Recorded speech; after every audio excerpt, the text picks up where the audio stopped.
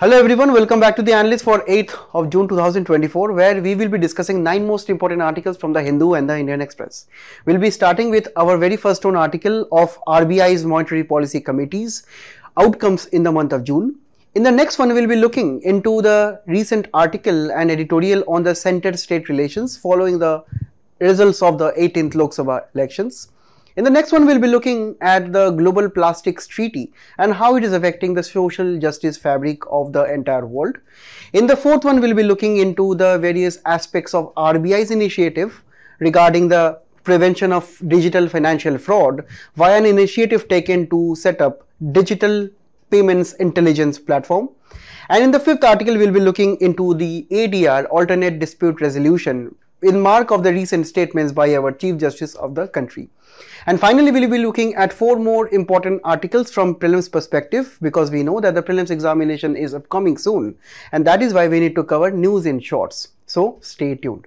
So students, recently the Monetary Policy Committee of the Reserve Bank of our country, they come up with this recommendation, set of recommendations, and also many initiatives, many agenda, because RBI in 2034 will be turning 100, and this year it will be turning 90 years old. So that is why, as an institution, it has to live up to its expectations as the nation's central bank, and that is why, apart from the routine policy recommendations, it has also set insights and recommendations for the next 10 years.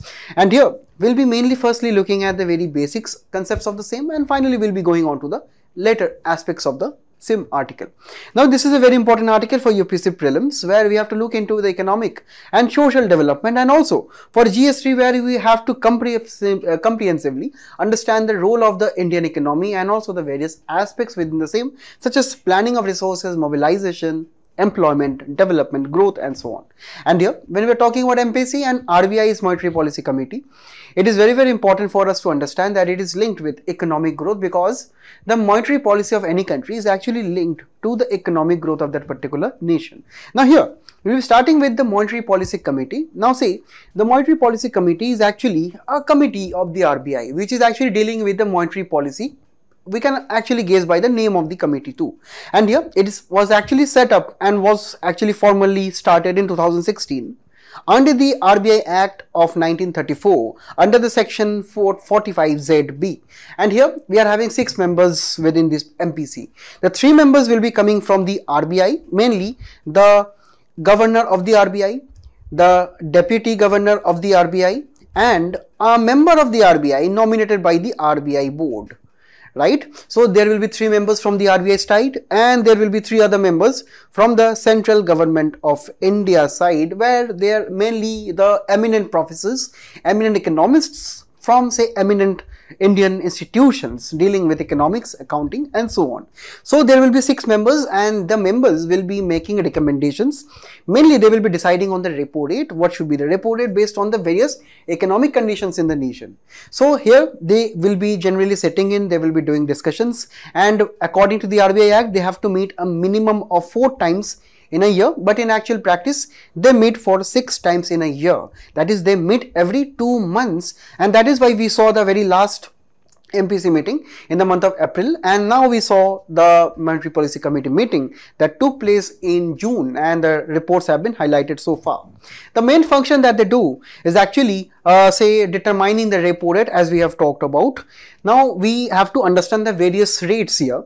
Now when we are talking about the rate, we have to understand that there are various banks in our country and also in all across the world, right?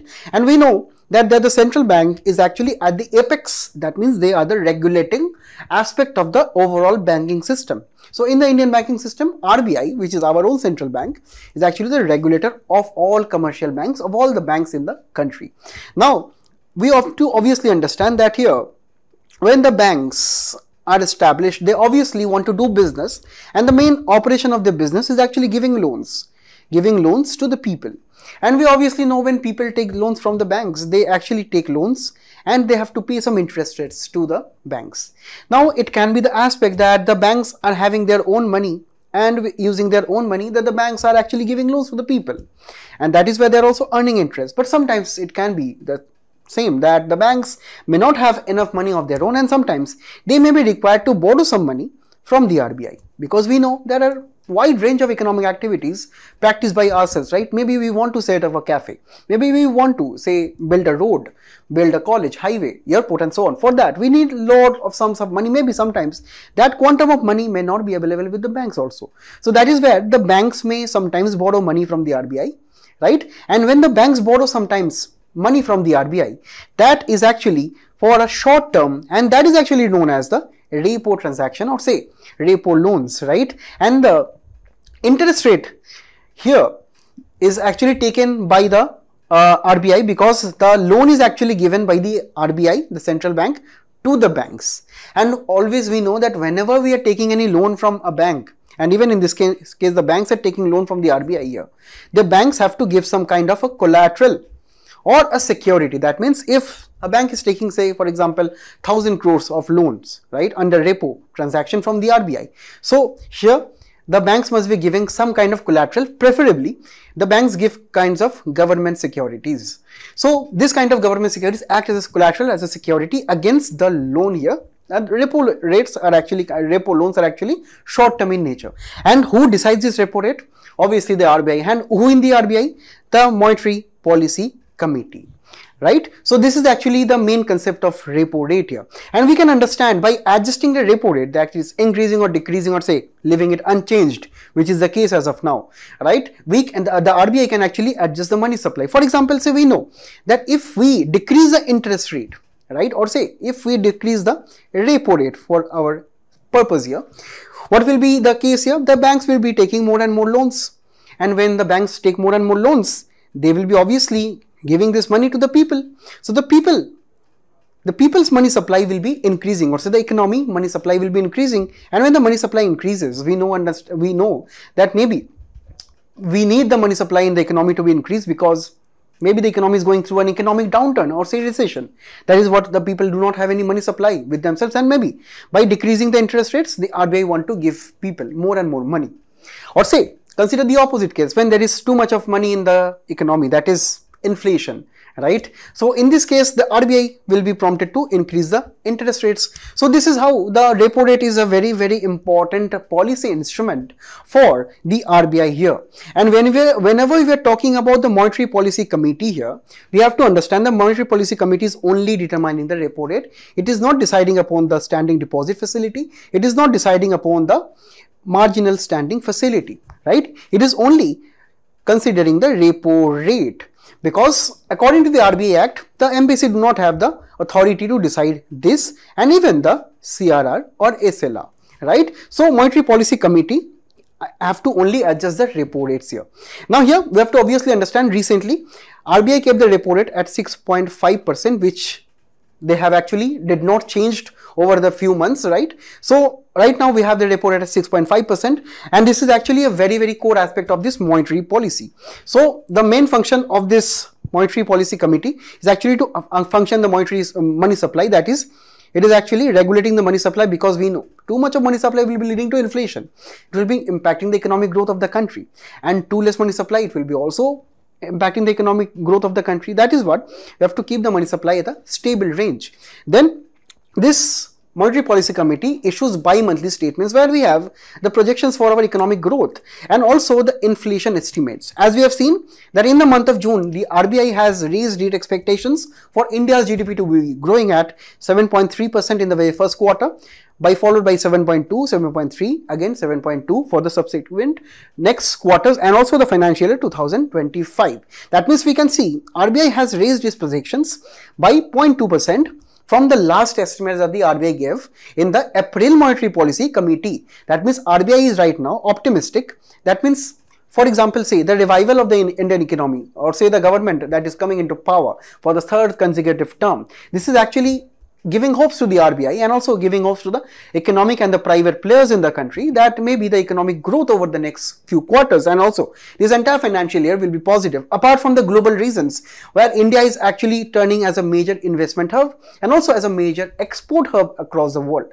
So given all this optimism, we have to understand that RBI has actually raised the economic forecasts. And also with reference to the inflation estimates, RBI is very cautionary, because When we talk about the food inflation in India still remains more than 6% in the nation. And here we have to understand this is also one of the functions where the bi-monthly statements, it is actually talking about the state of the Indian economy in this particular aspect here. Now, when we are talking about the quorum of the Monetary Policy Committee, the minimum members that must be present for any kind of meeting, for the Monetary Policy Committee is actually 4. And if there are any kind of ties in this meeting or say deciding the repo rate, monetary policy, bi-monthly statements, right? So the governor will be getting a casting vote, right? And I told you already that the meeting, the minimum number of meeting is 4 times in a year. Right now, they are meeting for 6 times in a year. And why the meetings are very, very important, extremely important, because we find that the meetings are extensively covered in all the economic channels, in all the financial channels. Everyone, even from the policy making aspect, everyone is focused on the monetary policy meetings, because firstly, it is affecting the domestic money supply. We understood, right? By changing the repo rates, the RBI can actually adjust the money supply in the country, right? And also it can adjust the interest rates, finally, which are offered to the customers by the commercial banks. So if the commercial banks are getting the repo rate, right, at or say the repo loans at a lower interest rate, so they can pass on the benefits to the customers. So it will be easy for the people to take more loans, and even the opposite is true. For example, if it is if there is too much of economic say inflation in the country, so the RBI can be prompted to raise the repo rates, so that the people can be taking less loans and reducing the money supply. So it is a very, very important aspect of RBI in this manner.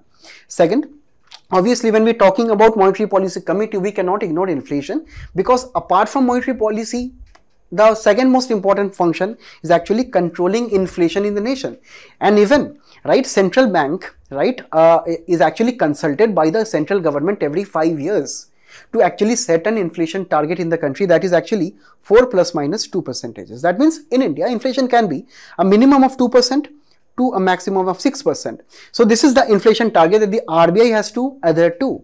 And this is what makes this use of repo rate and the various monetary policy very, very important by the RBI to actually manage the inflation, right? And also it also talks about the role of various foreign central banks actions, because we understand that right now we are also talking about, say, the impact of the Fed or say the US central bank, right, on the Indian economy and the various stock markets and so on. That is, for example, if the Federal Bank in the US, it raises, or say, for example, say it raises the interest rates. So obviously all the investors all around the world will be running to the US to invest. So it can also mean that maybe the investors in India also, they will be, running to the US to invest their money in the US, right? So this is where we have to understand the actions of the foreign central banks also is one of the main functions that the RBI also have to cater to in these monetary policy committee meetings and also respond to their set of actions, right? And finally, it is also about economic growth, because obviously interest rates, inflation, monetary policy, everything is connected under a grand overall picture that is known as the GDP of the country. So each and every aspect is intricately linked with the economic growth of the nation. Now, when we talk about a very specific kind of a report from this Monetary Policy Committee meeting, we have to talk about inflation here, because this is the area where our own RBI governor is very cautious on. It is regarding the inflation rate. Now, we know in India, the RBI actually uses the Consumer Price Index combined, that is the all India inflation rate, and also it uses the rural and the urban inflation for various of the policy recommendations. Now, when we look at the combined inflation at the all India level, we find that we generally calculate inflation under 2 headers: headline inflation and core inflation. See, headline inflation is actually known as the total amount of inflation in the nation, that is actually calculating all of this goods and services, like for example, so food item, fuel, cooking, electricity, light, various other services such as education, transport, health, and so on. So if we calculate all of the prices together and find out the inflation, so we find headline inflation, that is a total inflation. But we understand that under this total inflation, there can be some volatile items, or say items which are dependent on say other countries, or say seasonal in nature, for example, say agricultural food products, or say crude oil, which are imported from the rest of the countries, right? So these are actually very volatile, because for example, it's a fuel, right? We can consider the example of fuel, where it can be impacted by the, say, crisis in the Gulf region. So it can impact the level of prices of the fuel prices, right? And when we consider the agricultural products, for example, say due to lack of monsoon, climate change, maybe the agricultural prices of various fruits, vegetables and so on, they can also increase. So these are actually volatile items such as food and fuel, and that is when we deduct the total, deduct from the total inflation the volatile items, we get something which we know as core inflation. So RBI also considers the core inflation part because this is actually the real level of inflation which is occurring in the normal goods. For example, say health. For example, say normal products such as pen, pencils, books and so on. So if there is inflation in the core aspect or say non-volatile items, then RBI needs to worry, and then also the nation needs to worry. But if you see there are too much fluctuations in the headline inflation, it is kind of sometimes considered normal when it is within that 2 to 6% band of the RBI's target, Monetary Policy Committee's target, right? So here we have to understand that over, say, from 19 to 2024, we find that more or less, both of the, say, core inflation and headline inflation, they have remained within this, say, 2 to 6% range of this RBI's target, Monetary Policy Committee's target. But there have been some times in the past few 1 or 2 years, especially we see from 2021 to 2022, and also in cases of 2022 to 2024, when both the core inflation and the headline inflation were above this RBI target.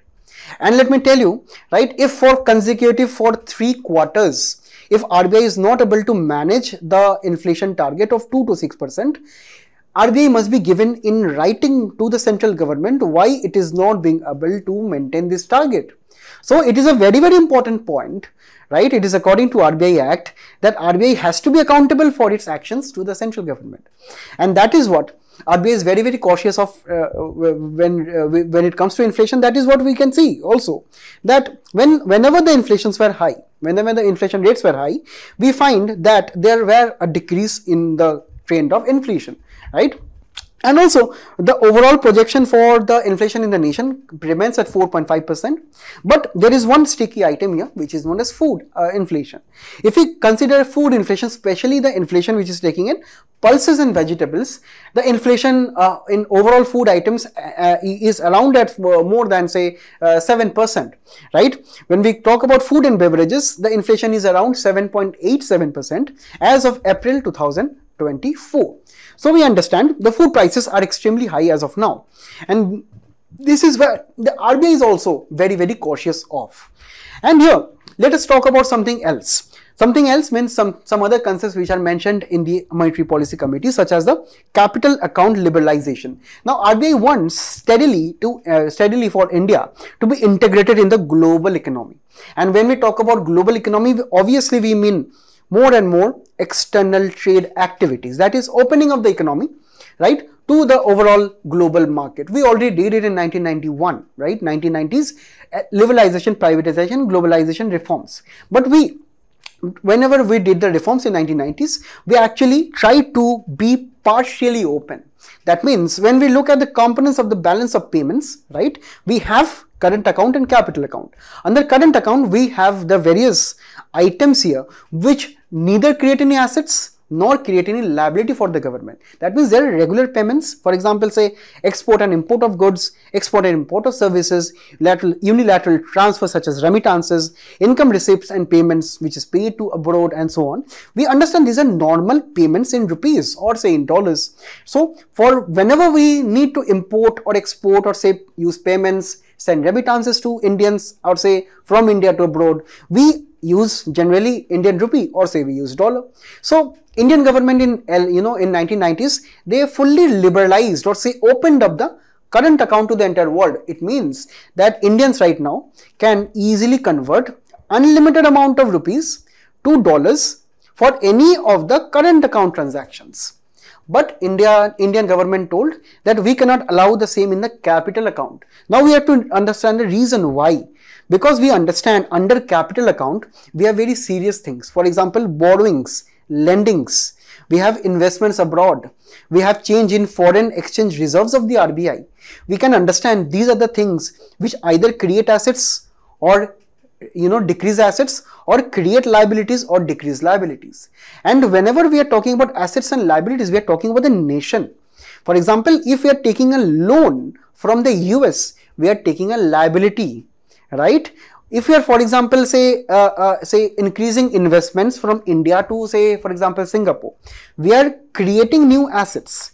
Always creation of new assets is good for a country. But whenever we are taking too much of loans, we are actually, dependent on the rest of the countries, right? So that is why RBI and also the central government, through various of the committees, especially the Tarapore committee recommendations, it recommended partial capital convertibility. That means for the capital account here, we cannot convert unlimited amount of dollars, unlimited amount of rupees, because of the nature of the capital account. Of the nature, that means that it is actually creating, say, assets or liabilities, and India being a developed country is actually prone to taking more loans, taking more investments from abroad in India, right? Not the other way around. And it can also lead to India's dependence on the other parts of the world. Say, for example, the foreign banks. So if, for example, we have some issues in the foreign banks, for example, say the banks collapse during the global financial crisis. So if the banks collapse there, India's financial system, banking system can also collapse here. So that is why we in India have a partial capital account as of now. This is also according to the Tarapore committee recommendations of the 1990s. Now Tarapore committee recommendation, or say Tarapore committee recommended that if India wants full capital convertibility, India must be reducing fiscal deficit to 3.5% of the GDP, reducing inflation within 3 to 5%, that is, say, within this band of RBI only, reducing banking non-performing asset, or say the risky loans, or say the loss loans of the banks, where the banks cannot get any return anymore. It must be reduced to less than 5%, and also current account deficit to less than 3% of the GDP. Tarapore committee told that if India, you are fulfilling all of these 4 conditions, then you are free to do full capital convertibility. If you are not, if you are even not doing if you are not meeting even one of the recommendations here, you cannot have full capital convertibility, because these 4 are actually reflecting the resilience of the Indian economy. And in the second one, RBI right now is actually promoting more and more financial sector globalization. We have talked about globalization. We know globalization is actually opening of the Indian economy. But right now, RBI wants our own Indian products such as UPI, RTGS, NEFT to be spread across the world to actually benefit the entire world through our own say payment innovations, right? And this will be reforming the global economic systems. And also RBI is considering letting the NRIs to open rupee accounts in India. It is also encouraging more and more, say, gift city in the country, where gift cities are actually known as the financial headquarters of the country, right? It is actually trying to say facilitate more and more digital payments innovation, and so on, right? And the same also we can understand RBI is also promoting more and more payment system linkage products, or means say it is actually trying to link India's UPI, for example, with say Sri Lanka's Lanka Pay, or say Singapore and Malaysia and say UAE and the various other nations where we are trying to promote our own payment systems. Apart from this, RBI also gave recommendations to harbor on the internationalization of the rupee. Now, when we talk about internationalization of rupee, we mean that right now we understand, when we talk about normal international transactions, we understand that, for example, this there is one Indian buyer here, right? And he wants to make a payment of 3,000 rupees to this UK seller here. And she will be receiving, say, for example, say when we convert rupees to pounds, around approximate 30 pounds. So right now what the international transaction system is, firstly, this person will be converting the rupee into dollars. Then this individual will be receiving the dollars, and finally it will be converting dollars into pounds. So there is a common currency which is a dollar, right? It is generally by the overall strength of the US economy, particularly after the 1990s, right? Not only India saw globalization, liberalization, privatization, but also many of the countries all across the globe. And that is when Also, it started before that, but it picked up pace after 1990s that dollar become a international reserve currency. That is the most commonly used currency across international transactions. But right now what India is trying to promote is a very unique system, or say it is actually a very simple system. For example, say imagine this buyer again, right? He wants to send 3,000 rupees to this person here, to the seller in the UK. Now, what happens in this particular internalization of Indian rupee is that this seller is maybe having a bank account, right? This bank is the bank from the UK. Now, this bank is also having its international branch in India. That means it is known as a Vostro account. Vostro, the very word means yours. That means, right, from an Indian perspective, Vostro account means the UK's bank or the UK seller's bank in India. So what the Indian seller will be doing, it will be sending the money to this Vostro account of the UK seller, and the UK seller will be seeing the reflection of the payment in her own bank account in the UK. So this is a very simple way, right? So this is actually how internationalization of INR should be taking place, of Indian rupee should be taking place. As also, when for example she wants to buy something from India, she can also deposit the 3,000 rupees in her own bank account, that is Vostro from our side, right? And this bank will be communicating to its branch in India, right? And then it will be sending the money. Or for example, say, even for example, if the seller wants to invest in India, right, they can directly invest in the stock markets. So this will be leading to more and more trade and particularly promotion of the Indian rupee. And here this can be facilitated by more and more trade agreements with individual nations, such as India has many of the trade agreements, particularly recently with Russia, where India is trading with Russia in Indian rupee and Russian ruble, right? It is also considering trading with the Gulf nations in Indian currencies. It is also trying to opening rupee accounts for non-residents, right? Such as the case that we have seen here. Integrating payment systems, such as the case we have seen with reference to Lanka Pay systems, or say Sri Lanka, or say Singapore, Malaysia, and so on. It is also trying to have a financial market of Indian currency, where the currency market will be open for 5 days, 24 hours. Right now it is not open 24 hours, it is open only for market times, right? So we can also try to integrate 24 hours trading of Indian rupee on the financial market to actually help with the supply and demand of Indian rupee 24/7. It should be also trying to attract FPI, FIIs in Indian rupees also, such as attracting foreign investments in Indian rupee, by simplifying more and more investment terms. And also, when we're talking about medium term measures, the rupee masala bonds must also be promoted, where these are rupee denominated bonds for foreign investors located abroad, right? It can be by the government of India, it can be even by the various private companies. Even we should be promoting more and more RTGS payment systems, and the global bond indices India must be becoming a part of.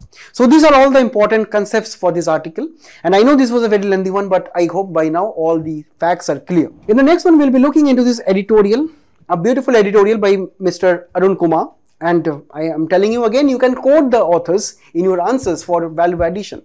According to Arun Kumar, the center-state relations have in the recent times become very contentious, especially during the campaigning, and the results can also be seen, according to him, in the results of the elections. Now, we won't be looking into the political aspects, we'll be looking into the very basics of center-state relations and how it is relevant for our prelims, because we have Indian polity and governance, and how it is relevant for GS2, because we have functions and responsibilities of the union and the states and issues pertaining to the federal structure of the constitution.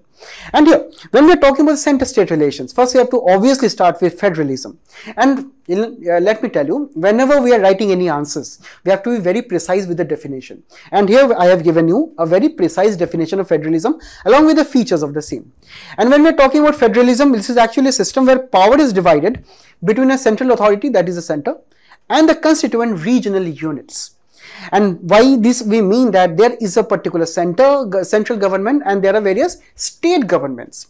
So here the main debate, the main highlighting point here is about the degree of power with either the center or with the states. Who has the more authority in the same, who has the more say in various aspects of, say, public governance and polity. Now here, when we talk about federalism, there are various features. For example, say for a nation to have a federal structure, it must be having a rigid and a written constitution.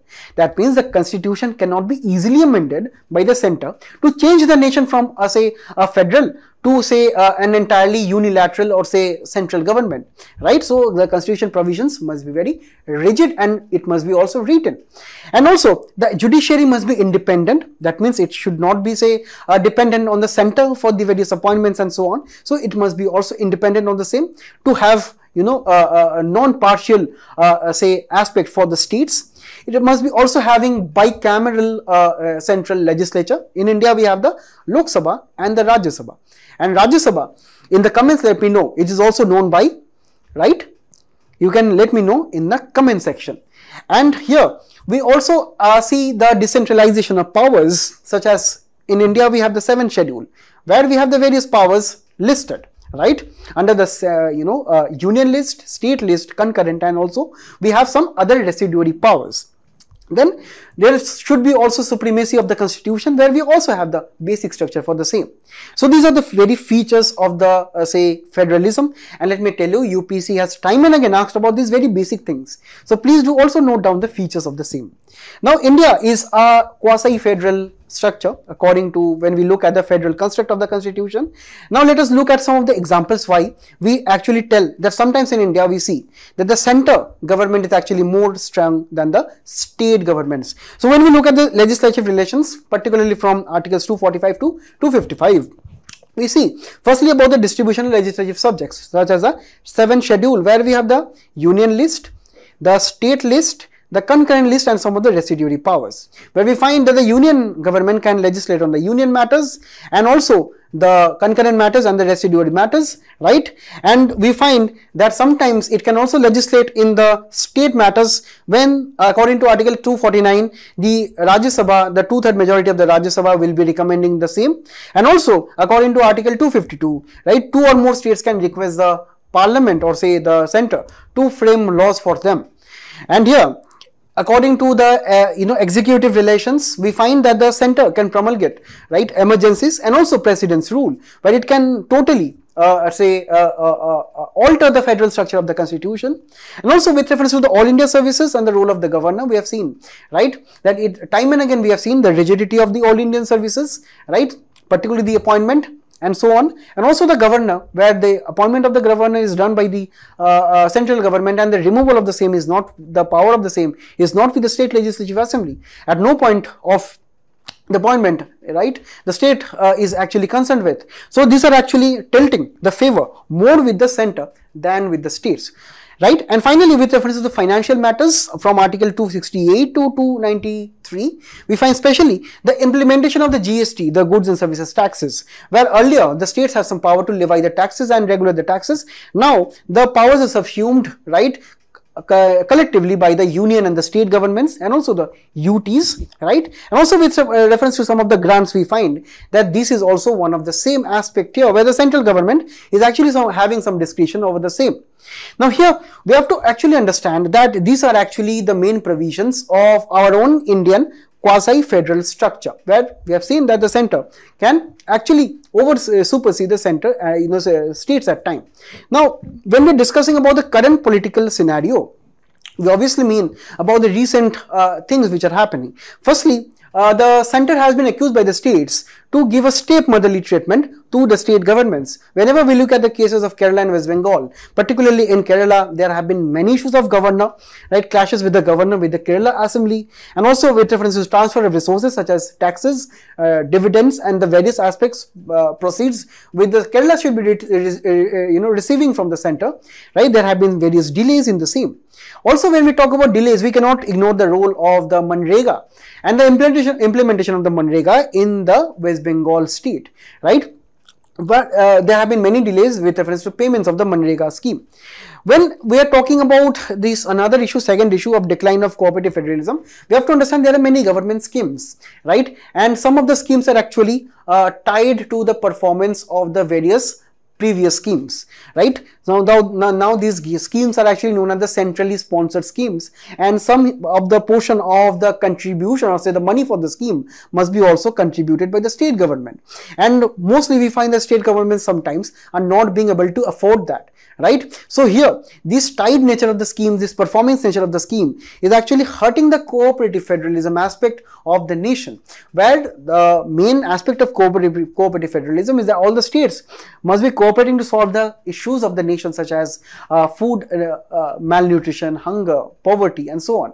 But we have seen that due to some of the natures of the scheme, according to various experts, this is actually the thing which is happening. According to financing and the conflict regarding the economic side, the financial side, we see that the major taxes is the direct taxes, corporate taxes, right?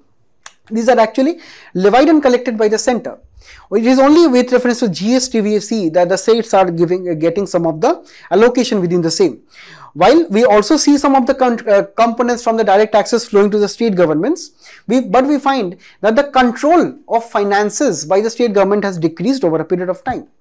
Also, we see with reference to the state dependence on the center, with reference to various grants, they have increased as of recent, up to 2020 data that is available as of now. And also when we look at the aspect of finance commission, right, over a period of time, definitely the allocation, or say the money that the finance commission has recommended to be given to the states by the center, they have increased, but they are not at par with the recommendation of the various other committees and so on. Right, we find that further the finance committees finance committee has added various other new figures such as tax efforts, demographic performance, right? So these are actually also affecting the various state governments to receive money in the same manner, right? Mainly the finance commission allocates money with reference to population, area, forest ecology, income distance, demographic performance, and tax effort, right? So comparing with the 14th Finance Commission, we see that there have been mainly alterations, right, accordingly. And whenever we consider about the state, interstate, and the center-state tensions, we also find that there have been many issues regarding the low developing states, the poor states versus the rich states. It has also been seen that the very aspect of, say, having governments both at the center and the state level from the same political party, those states are generally more and more prosperous with reference to some major infrastructural projects according to some experts, right? Also, there have been some favoritism in this manner, where sometimes there have been some phrases used in the popular media of double engine ka sarkar. That means if we have the central government of a particular political party and have the state government of the same political party, the convergence and say the harmony of operations will be even better, and the states who are not having, what will be happening to them. So also there have been many allegations regarding to favoritism also.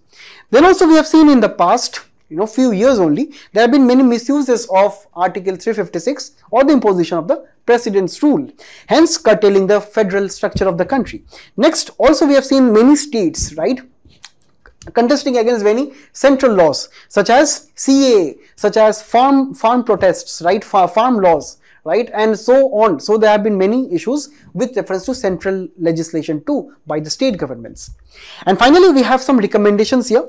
Firstly, we have when we talk about the 16th Finance Commission, we have to now reconstitute the Finance Commission and have to right now talk about this consolidated fund of a state, and that money should be going on to the panchayats, local bodies. So we must be aiming for more and more decentralization. And here, this decentralization can only take place if the 16th Finance Commission recommends in this manner with reference to the devolution of funds to the state government. Next, we also find that an advanced cell was set up, right, to oversaw the preliminary work of the 16th Finance Commission, which is actually underway, right? The time will be till October 2025, and after that, the 16th Finance Commission recommendations will be made public, and you all have to read again the same thing there, right? Next, the panel will also be reviewing the existing arrangements on the disaster management initiatives, because the disaster management funds and so on, these are not entirely under the control of the state government. But when the disaster strikes, right, it is generally the state government which has to bear the brunt first. So here, apart from the other committees such as the Sarkaria committee, he recommended that all India services should be strengthened and more control must be given to the state government, and state government must also be some say in this kind of appointments. Then apart from the all India services, Sarkari Commission recommended about the rationalization of the concurrent subjects, such as there can be some subjects which can be shifted to the union list. There can be some subjects, right, which can be shifted to the state list, because there are simply more, many subjects in the concurrent list. So you have to rationalize them and not have this confusion as to whose law may be prevailing if either center or the state governments is framing on the same. Then we have the Pucci Commission of 2007 recommendations, where mainly a very important recommendation for the governor has been recommended, where the commission recommended fixed 5-year tenure and also the removal of the governor through an impeachment, just like the precedent in the state legislature assembly, to curb the extreme behaviors of some of the governors according to some constitutional experts. Now we also have this recommendation of the National Commission to review the workings of the Constitution 2000 recommendation, where according to Article 307 an interstate trade and commerce commission must be set up to look at the better functioning of the financial matters, financial cooperation and financial federalism of the country. And it will be also looking into the various, the central government must be looking into the lesser use of emergency and the provisions, and also promoting more and more disaster management decentralization measures to the state governments. And also the fiscal federalism and decentralization must be going on up to the local bodies, right, where more and more powers must be devolved to the local levels. And when we are talking about the 7th schedule, there must be also a local list, where apart from the union state concurrent list, we can have a local body list where the local authorities are actually empowered to make laws and by rules and regulations on. And finally, there must be innovations at the state level also. State levels, state authorities, state governments must be coming up with democratic practices to practice the fabric of the federalism of the country, such as raising innovative finances, such as following parliamentary norms, and so on. So these are actually all of the way forward for harmonious state and center relations. In the next article, we'll be looking into an editorial which is talking about the Global Plastics Treaty and how it is affecting the informal recycling worker industry. It's a very, very important article for your prelims perspective when we are talking about environmental ecology, conservation in GS3. Now, when we are talking about the Global Plastics Treaty, now we know plastic pollution is extremely harmful for the nation and also harmful for the entire ecological world, and the main dumping and the use of plastics all around the world is actually causing a lot of pollution, not only on the land but also in the oceans. And the main aspects or evolution of a particular global plastics treaty can be traced back as far as to 1972, when the London Convention was actually formed to regulate the dumping of wastes into the seas. Right, so this waste also included the plastic waste back then. Now in 1988, MARPOL conventions were adopted by the International Maritime Organization, where it was also regulating the shipping industry very, very strictly when it came to the dumping of all kind of waste on the oceans. In 2009, a Plastic Pollution Coalition was formed, which is a not-profit organization where all of the industry members, governments, various international organizations can become part of the same. So in 2019, various companies all across the world, the major companies, formed this alliance to end plastic waste. And here, this is also a major alliance to reduce the plastic waste and the use of plastic, single-use plastic around the world. And here in 2020, as recently as 2020, the European Union issued directives against using single-use plastics in the European Union, and in the next year, India also released its own framework to eradicate use of single-use plastics. Now it has to be noted that till 2021, we did not have a globally legally binding treaty to regulate the manufacturing, to regulate the using of plastics around the world. So the main aspect of this plastic treaty, global plastic treaty, is actually to have a legal agreement, legal binding agreement on the same. Now the very negotiations started in March 2022 when the UN Environment Assembly agreed to have for the very first time an international intergovernmental negotiating committee or INC meeting to frame laws and regulations, legally binding laws and regulations to curb plastic use in the world. In June 2022, an ad hoc committee was met at Dakar in Senegal. Please do remember the place. It is very, very important for your prelims, right? It met for the very first time and it was known as INC 1 meeting. Just like the COP28, COP29 that we find, we have the INC for Global Plastics Treaty. Then the first meeting took place and formally there were negotiations were started, and then the INC2 took place in France, and also finally we find that the INC3 is actually also scheduled to be taking place at Nairobi, Kenya. Right? And right now INC4 is happening in Ottawa in Canada as of now, and finally the total agreement should be adhered to or say framed by the end of December 2024. So by December 2024, be ready to update your notes again, because we'll be finding out the final agreement on the same. So as of now, this is just a proposal. This is just the various debates which are coming out of the same. Now here, when we talk about the current status of this plastic treaty, before that we have to look into the increasing exponential use of the plastics all around the world. Right? We find that by 2050, the estimate is say 25 million metric tons. So that is why we have to reduce the amount of plastics. And also, if you look at the usage of plastic across sectors, the packaging, construction, textile, other sectors and consumer products are the top 5 use of plastic around the world. So please do remember these facts for your prelims. And also we can see, right, more than 50% or say more than even 60% of the plastic waste are discarded into landfills, into dumpings, into oceans, rivers, water bodies, wetlands. So these are totally discarded, and the main harm is actually to the environment. And very few are incinerated or burnt. And finally, some and extremely few, or say even less than say 10-15% are actually recycled, right? So that is why this coalition is formed. Particularly, we have to look into the various demands of various countries and the various stakeholders here. The very first is coming from the High Ambition Coalition, which is actually consisting of all of the EU countries, island nations, Japan, and the UAE. Right? So total there are these countries which are known as the High Ambition Coalition to curb plastic pollution. India is not a part of the same. They are aiming to end plastic pollution by 2040 and have a common legal binding provision to end the use of plastics due to these reasons. Next, they are also talking about the use of words such as phasing out of plastic. That means maybe we will be not outrightly banning plastic manufacturing and use, but it will be gradually decreasing over a period of time. And also banning various chemical additives as of now to the plastics, because these chemical additives are actually non-biodegradable in nature and they generally lead to more and more bioaccumulation and biomagnification in the ecological food chains.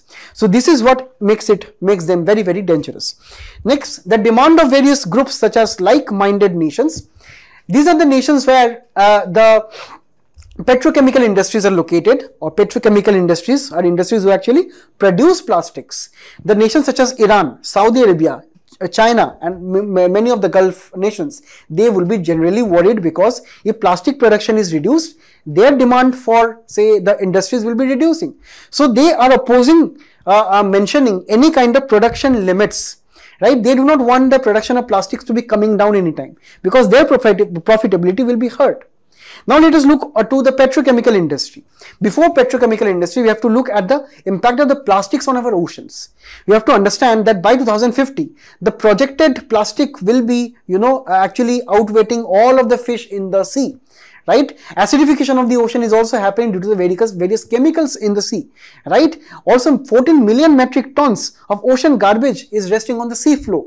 And also we find the marine pollution has affected 100% of all the marine turtles. We find many videos on YouTube, on social media, where plastics are actually stuck in their fins, in their mouth and their so on, in their shells, particularly sharks and also various other species in corals, also across various sea birds such as albatross, right? So these are affecting the marine ecosystem. And also the issue of microplastics, right, which are entering the global food ecosystem, particularly by biomagnification, by first entering the food chain. For example, in one small fish, when another big fish eats the small fish, it magnifies within this food chain, and when a human being eats that big fish, the microplastic is accumulated and magnified to the human being. So this is the phenomenon of bioaccumulation and biomagnification, which is actually affecting the entire human race. And here the petrochemical industry is there to blame because of the production, because of the say more use of plastics across the entire world. So here we must be focusing on more and more reuse and recycling on the same, and they are also demanding the same, right? They demand more and more reuse or recycling because they know this thing will not be limiting the production. So they are being very clever as of now, right? And they are also advocating for a market to create a market for using plastics as a fuel, right?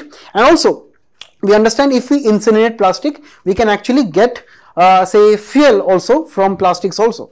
So they are also aiming for more and more profitability by burning plastic. So they are also aiming for this. And finally, they are also seeking to disclose the chemicals that they are using voluntarily. That means they are not telling, that they are actually not supporting these mandatory disclosures of the chemicals in the open media or say in the open portal, right?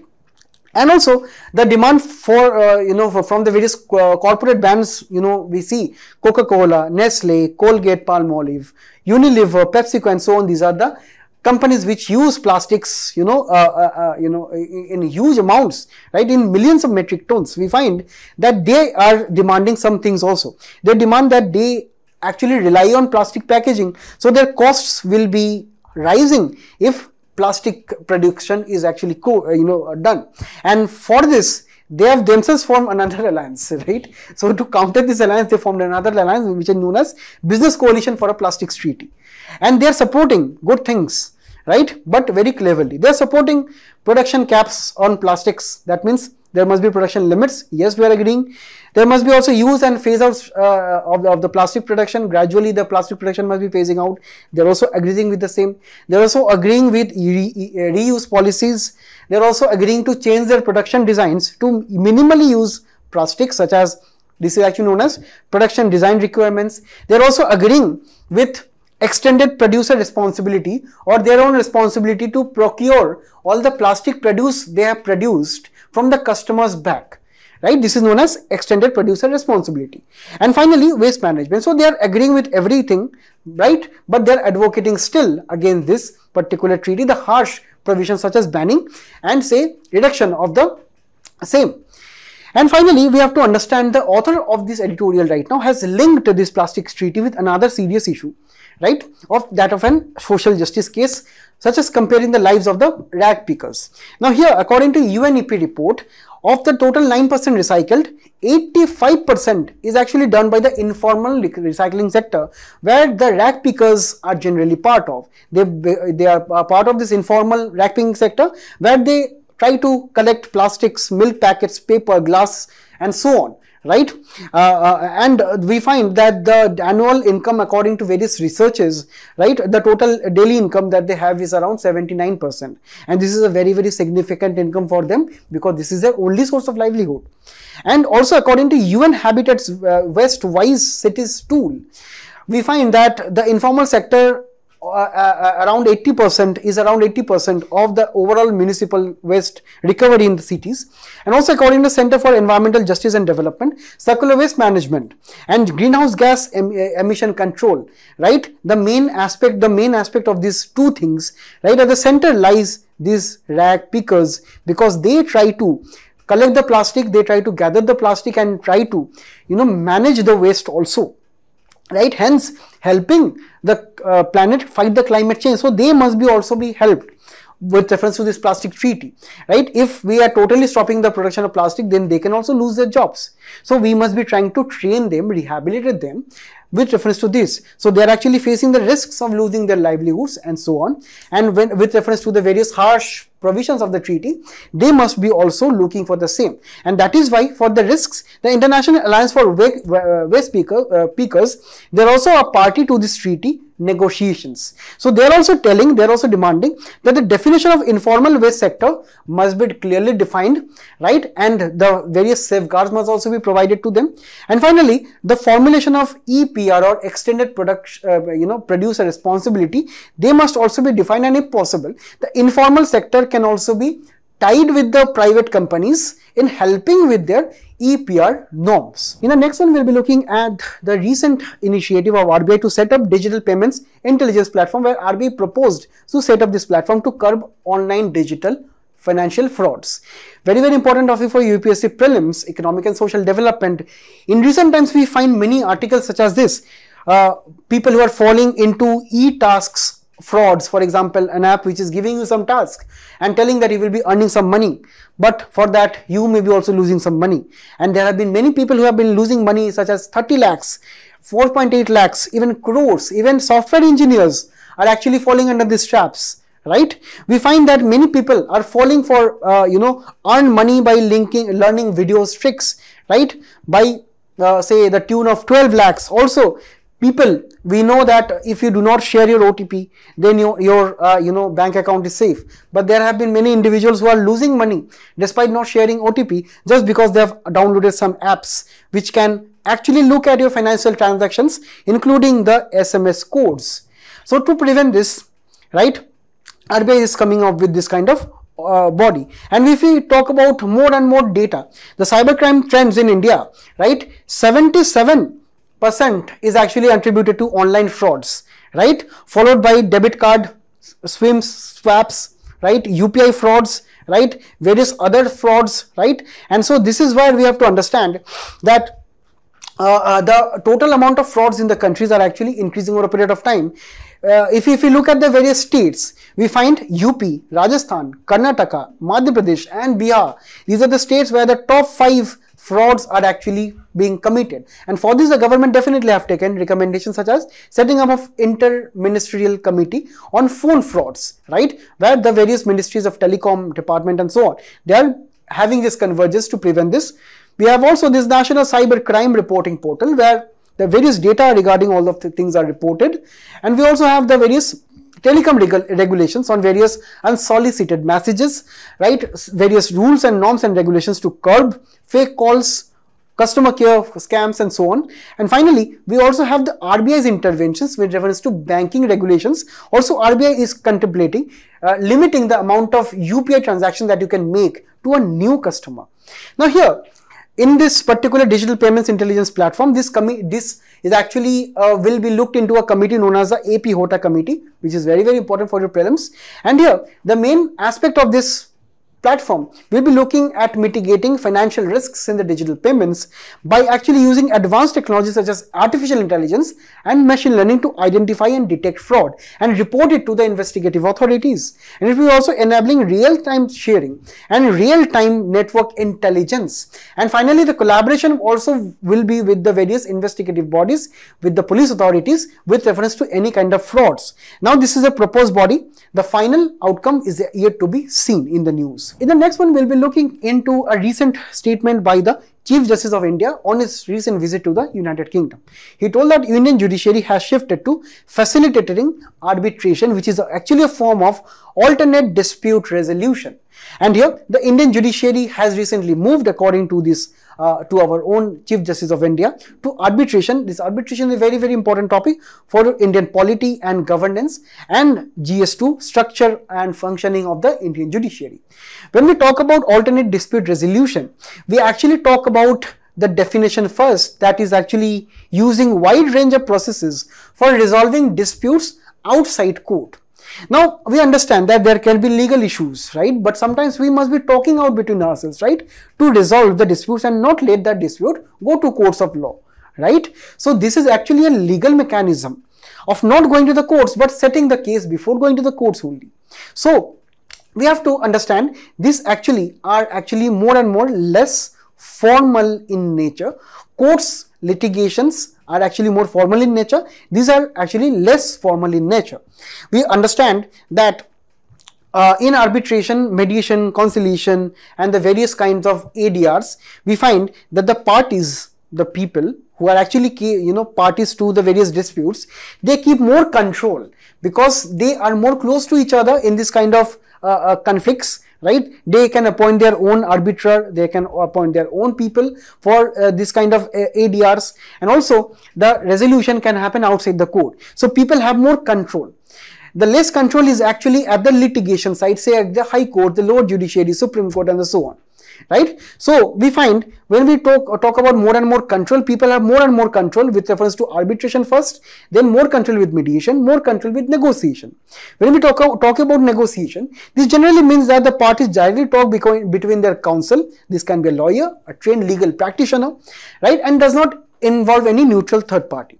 Right? Mediation means this is a very flexible process where a particular that can be used effectively at any time during the course of dispute, right? Then we find arbitration is actually when a neutral third party is appointed to resolve the disputes between two parties here. Conciliation is actually when there is a neutral third party which is communicate with the parties in exchange of information and settlement option when they are actually going to settle their disputes. And we also have collaborative law when both of the parties have presented a collaborative attorney and both parties agree not to litigate. So these are actually very well established legal alternatives than going to courts directly. The main importance of ADR is actually to reduce the court burden. As we have seen here, we have 4.47 crore cases pending in the Indian courts from the lower courts to the Supreme Court. In the Supreme Court, we find around 80,529 cases are still pending. The most cases are pending at 84 crore at the subordinate courts level, followed by the high courts. And this will be also giving quicker resolutions because the parties are more close to each other, either by a third party, mediator, and so on. Then this will be also cost effective because in courts we know we get tariq pe tariq or say dates pe dates and so on, right? And people in ADR do not have to say appoint their lawyers again and again and so on. This is actually much more fast, more and more effective, right? They are also mutually agreeable. That means ADR cannot go on if both of the parties are not agreeing. Both of the parties must be agreeing. If they are not agreeing, then they can go to courts, right? And hence start a new appeal or fresh court case, right? No appeals will be registered here. A fresh case has to be made. But if they are agreeing, then and there the case is closed. And finally, emphasis is on harmony, not on conflict. The ADR people are actually focusing more on the resolution of the disputes. And here, the Indian government has taken many steps, such as setting up the India International Arbitration Center to actually combat the levels of the Singapore Arbitration Center, right? And becoming India or making India an hub of international arbitration. And also, we have a particular India International Arbitration Center Act of 2019. Also, we have Lok Adalats under the Legal Services Authorities Act of 1987. We have legal framework in our country such as the Mediation Act of 2023. We have Civil Procedure Code of 1908, Section 89. We have Arbitration and Conciliation Act 1996. We have Commercial Codes Act 2015. Also, in recent times, we find that the Ministry of Law and Social Justice has also talked about doing more and more online dispute resolution via totally online modes, online networks. So this is actually a very welcome stage for India to actually go on this arbitrary scene. In the final one, we'll be looking at 4 more important articles. Firstly, recently the Indian government is actually looking at implementing blue plaques like the ones we have in London in the capital city of Delhi. Now blue plaques, as we can see here, are landmark buildings or say landmark monuments, landmark places in the UK which is actually associated with some historic character, right? For example, Dadabhai Nauroji, he stayed at London for a period of time, and outside the home or outside the place, that blue plaque is actually written with his name and the contributions. Similarly, Mahatma Gandhi also stayed at London for a period of time. Outside that building, this is actually attached. Then also we have many other individuals, Alan Turing, Charles Darwin, Isaac Newton, and so on, right? Even the fictional Sherlock Holmes. So all of them have these blue plaques, right? It was started in 1866 by William Ewart Henry Cole and the Society of Arts, which is now the Royal Society of Arts. The significance is that it is trying to commemorate the links that the historical characters had with the city of London, right? And hence try to enhance the value of historical research and studies, and also raise public awareness for history and heritage. The selection criteria is that the person concerned must be dead for at least 20 years, and the building must be also surviving, in which the person actually lived in the past, and also that person must be having national significance or had a special association with London in the past, right? It was only suspended between the World War I and the World War II in the UK, in the London. Recently, there have been many cases of H5N1, right, which is actually a type of influenza A virus, subtype H5N1, and here this is also known as the avian influenza. The transmission can take place directly with the infected, bird, and it can be also be via contaminated surfaces, via the leftovers or say the feces of the birds, and also bird flu can be also a virus of the bird flu can be also present in the droplets of air, which is indirect transmission, right? The symptoms in the birds will be sudden death, lack of energy, loss of appetite, respiratory issues, right? Swelling around the head and the body, right? Also purple discoloration. In the human beings, it will be fever, cough, sore throat, muscle aches, headache, vomiting, diarrhea, difficulty in breathing. The complications are generally pneumonia, respiratory failure, and multi-organ failure even at point of time. The treatment are generally, we do not have any kind of treatment because it's a viral disease, right? Antiviral medications must be given at the earliest, and supportive care must be given. The prevention must be there, that is avoiding contact with the sick birds and obviously limiting transmission, right? Practicing good hygiene, having properly cooked food, and so on. In the next one, we'll be looking at two maps here. Firstly, we'll be looking at important rivers of Russia. Firstly, we have the Lena River of Russia, which is Russia's largest river. Then we have Ob, Volga, Yenisei, Amu, and Don. Please do remember all of the locations here and have a rough estimate of the locations here, because recently a few Indian students have died at a very prominent river, right, which is known as Volkhov, River Volkhov, which is actually having its origin from Lake Ladoga, right, and it is also near the borders of Finland, right, where nearby we also have the city of St. Petersburg. Nearby we have also the Gulf of Finland, and it is a broader area of this Volga-Baltic waterway, where we have various other lakes also, Lake Onega and so on. But for our concern, we have to be concerned with this aspect here, where the river is actually located in this northwest part of Russia. And when we talk about the other map, we have to look at African mineral distribution, and here we find that mainly the resources such as iron, bauxite, zinc, and so on, right, mainly the resources of petroleum and all of the resources which are distributed at in the continent of Russia, we find the North African continent is actually dominated by petroleum resources, and the South African regions or the Middle African regions are actually focused on, say, the various diamond deposits, salt deposits, and so on. So please do have a rough estimate of the distribution of the resources in Africa. And finally, we'll be looking at T+1 settlement, right? And because recently SBI received an award for the same, here T+1 settlement means that if you purchase a stock on day 1, right, and for example you are also selling the stock on day 1, you will be receiving the money after 1 day, or say within 1 day. Earlier it was 2 days, that is T+2 system. Right now we have T+1 system, right, where India is the second country in the world after China to go into this system. The benefits is that the faster rolling of the funds and the stocks in the financial market will be possible, hence the market efficiency will be increasing. Faster fund transfers will also be facilitated, because people will be having more ease of transactions if they are getting money more quickly.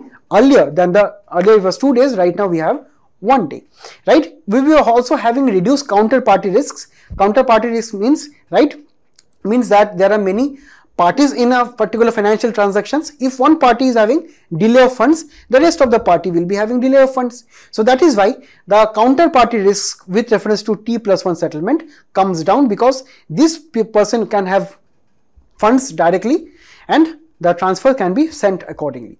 And also the liquidity will be more with the people, right, because of the higher transaction levels. And right now SEBI is also talking about the T+0, that is instant settlement. So this was all for today. I thank you for being a very patient audience. I know it has been a long session today. I thank you for your patience, and please do attempt the quiz which is following up. And all the best for all the aspirants here who are appearing for prelims. Till then, we'll be meeting again soon. Thank you.